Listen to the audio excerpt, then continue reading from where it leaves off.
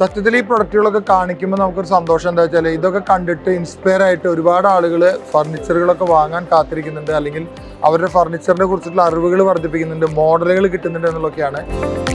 Combination start ചെയ്യുന്ന ഒരു chair തന്നെയാണ്. ഈ ചെയറിന്റെ ഈ ഒരു ഭംഗി, ഇവിടുത്തെ ഈ ഒരു ഫീല്, അതുപോലെ തന്നെ ഈ കുഷ്യന്റെ ഭംഗി കറക്റ്റ് ഫിനിഷിലാണ് ഇവർ മേക്ക് ചെയ്തിരിക്കുന്നത്. കണ്ടില്ലേ ആ സ്റ്റിച്ചിങ്, ഈ ഒരു കളർ പാറ്റേൺ, സേജ് ഗ്രീന്റെ ഒരു കാലഘട്ടമാണ് ട്രെൻഡ്.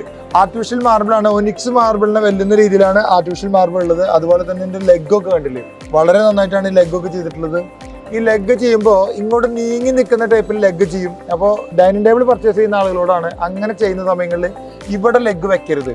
കാരണം ലെഗ് ഇവിടെ വെച്ച് കഴിഞ്ഞാൽ നമുക്ക് തട്ടിപ്പോവാനുള്ള ടെൻഡൻസി ഉണ്ടാവും, കാല് തട്ടുന്ന പ്രശ്നങ്ങളുണ്ടാവും. നമ്മുടെ വീട്ടിന് കുറച്ച് ഡേഷ്യസ് ആയിട്ട് തോന്നണമെങ്കിൽ ഇങ്ങനെ ഉള്ളിലേക്ക് നീങ്ങുന്ന രീതിയിൽ ലെഗ് വെക്കണം.